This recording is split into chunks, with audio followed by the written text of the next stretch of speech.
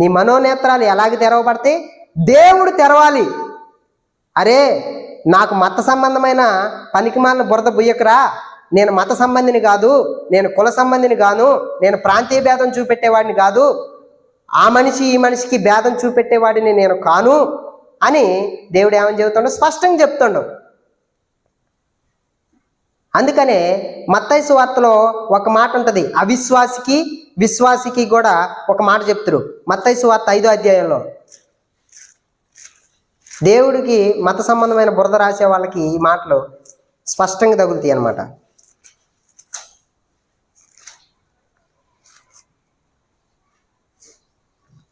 5వ అధ్యాయం 45వ వచనం.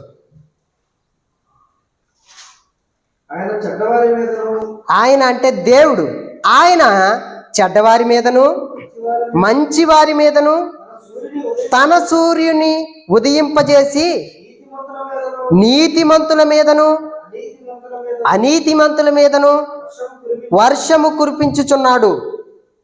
ఎవరి మీద కురిపిస్తున్నట? ఆయన సూర్యుని, ఆయన కలగజేసిన సూర్యుని ఎవరెవరి మీద ఉదయింపజేస్తాడో?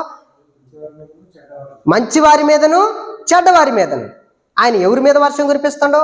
నీతిమంతుల మీదను అనీతిమంతుల మీదను. తారతమ్యం ఉందా? దేవుడికి భేదం చూపెడతారా దేవుడు? నీకు నాకు ప్రాంతీయ భేదం, ఆ దేశం ఈ దేశం అని.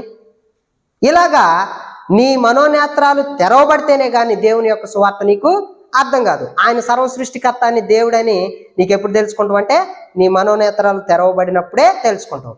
ఒకవేళ తెరవబడినయా, విశ్వాసిగా ఉన్నవా, నీ మనోనేత్రాలు వెలిగింపబడితేనే కానీ నువ్వు ఆయన స్వరూపంలోకి వచ్చే జీవితాన్ని నువ్వు జీవించవు.